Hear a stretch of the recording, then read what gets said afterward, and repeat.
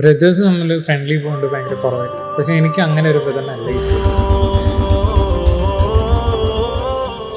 എൻ്റെ എപ്പോഴും ഒരു ഇൻസ്പിറേഷൻ ആയിരുന്നു. ഒരുമിച്ച് പഠിക്കുന്നു, ഒരേ സ്കൂളിൽ കണ്ടിന്യൂ ചെയ്യുന്നു, ഒരേ കോഴ്സ് പഠിക്കുന്നു. ഒരു സ്റ്റേജിൽ അവൻ പറഞ്ഞിട്ടുണ്ടായിരുന്നു, നമ്മൾ ഒരേപോലെയാണ് പോകുന്നത്, ഒരു സ്ഥലത്ത് തെറ്റി.